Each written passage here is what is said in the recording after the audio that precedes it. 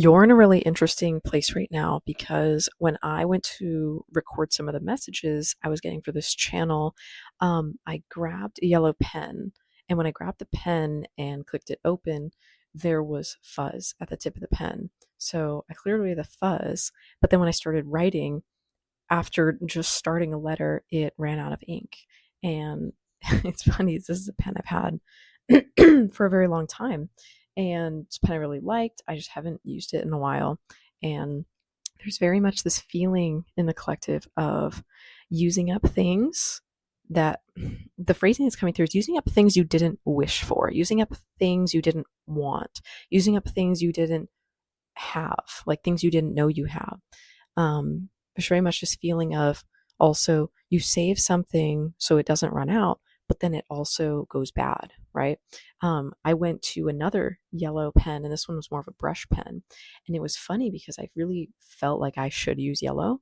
But then the problem was with this one, this brush tip pen, it had almost expired basically. So it was barely writing.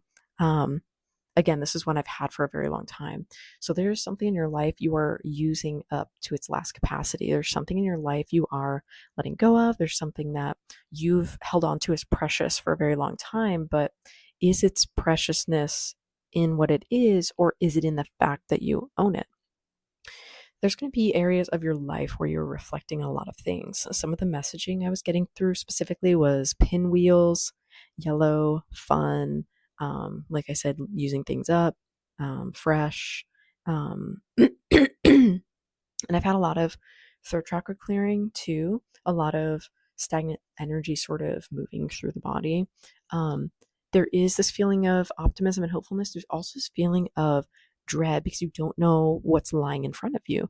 You want to make sure you're fully prepared, but even though you're dotting your I's and crossing your T's, that may not be enough for some things, you know? And so you have to understand sometimes you won't be prepared for things, and that's okay. It'll just happen, and that's totally fine. Um, you have to be bold at this time, like using things up to the very last drop is what I hear a lot of. There is very much in the collective air this feeling of we're using things up, we're letting things go, we're appreciating things, we're moving on. You're separating from something in a past life, I get for a lot of you. Something that defined you, something that made life difficult, that made work difficult. But now you're moving beyond that. And the funny thing is, you're so upbeat about doing it too. You're so enthusiastic. You're so happy about it. This is going to bother a lot of people that don't understand what it is to move on and be grateful for something. A lot of people can't let things go because they're so mad that the thing is gone, you know? They want to just hold on to it forever. But the thing is, it's kind of like you guys were in a starter home. You were in a starter home and now you're moving into a much bigger home, like a mansion. And so it's like, why are you upset that you're leaving behind the starter home when you're going to have something 10 times better, 100 times better, a million times better, right? Um, the number, the million may be significant also in some ways. So there is very much this feeling of letting go. I'm seeing 333 on my timer as I say that. There is also a desire to move on from things that aren't serving you anymore. I see that you have kept things that weren't serving you for way longer than you needed to, way longer than intended.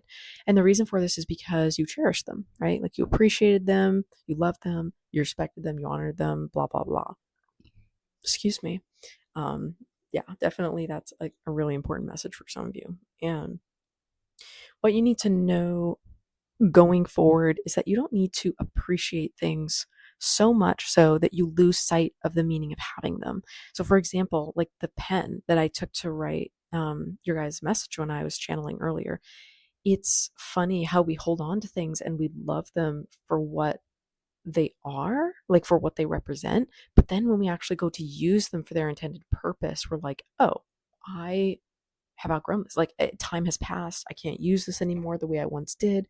And it's almost a sadness because when I look over at my pens, now I'm wondering, do I need to replace all the pens? Do I need to go through all the pens? And something in my mind is reminding me I've actually had these pens for probably 4 years now. And you just don't think that they're drying up, sometimes. And I don't know, it's probably just been a long time since I used that pen. Um, but anyway, the point of this is I take a lot of stock in augury signs, I take a lot of stock in the signs that happen around a collective's reading. And so I know that whatever I'm experiencing is reflective of the collective's energy. Um, so while on the one hand, these are my pens, it happened at the exact moment of this collective's channeling, because I have pens from there I've used plenty and they haven't run out. They are going just fine. But for some reason, your pens in particular, your pen and like brush pen, which I usually use for art, they both ran out. And so there's also this feeling of maybe giving too much. Maybe there are areas in your life where you are pausing and you are letting stillness take over you. You are letting rust form. And like I said earlier, there was dust at the tip of the pen, like a little fuzz patch of dust. And so what was crazy is that it was empty. And not only that, but there was also even dust on it. So it's like two unlikely things to happen to my pens, since I love my pens. I don't leave them in a place where they would collect dust. I leave them in a jar. Um, it happened. So you really need to look and take stock in some areas of your life where there may be dust collecting and you don't realize it. Um, you've got to get out a lot of things before the year is over, is what I'm hearing too. Um, you're a very bright collective and you're a very sunny disposition, and you need to let go of the things that are weighing you down. You need to shine brightly. And so the sun lets go of the sky every night, right? And so we don't see it in the sky and we think, oh, the sky is dark. The sky just is what it is. If the sun is there, it illuminates it. But it's like, it's not because the sun is leaving that the sky is dark. Does that make sense? There may be things that you're leaving, or people or places you're leaving, and you think, oh, it's going to be dark because I'm gone. No, it's going to be dark because that's the nature of that thing.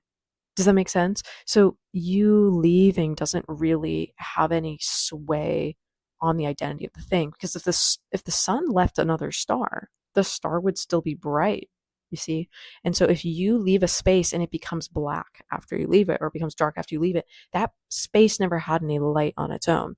That space was only something you were keeping alive because of your diligence, because of your generosity.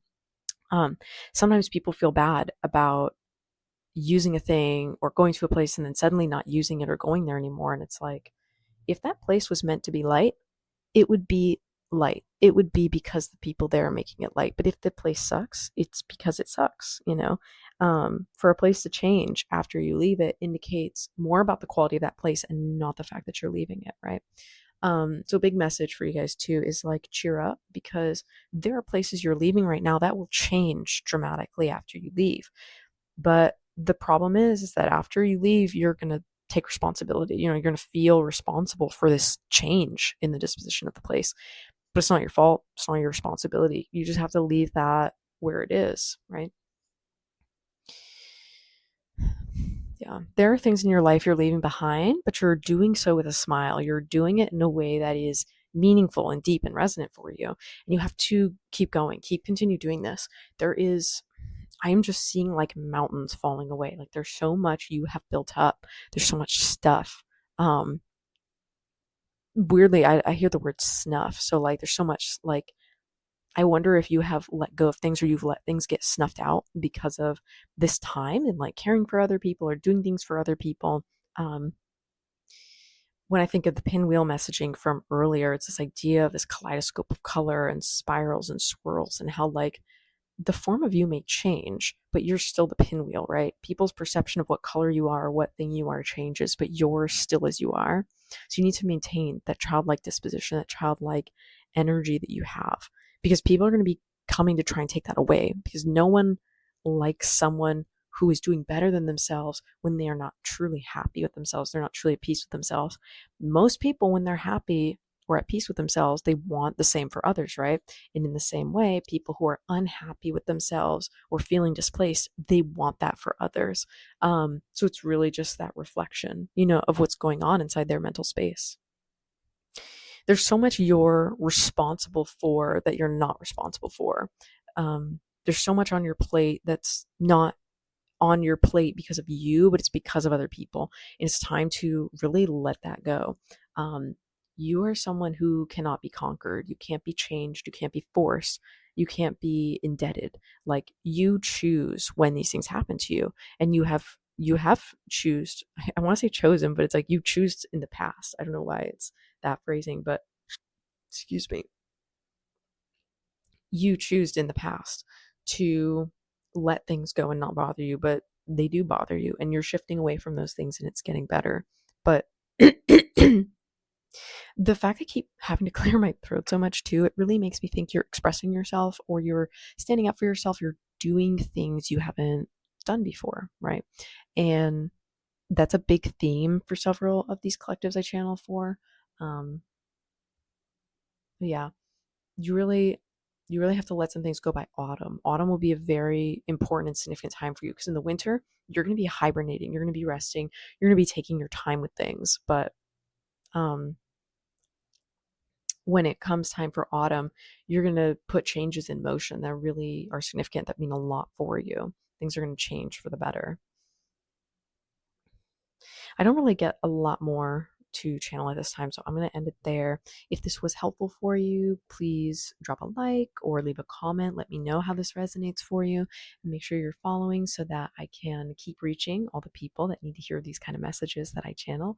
And I'll see you guys in the next one. Bye.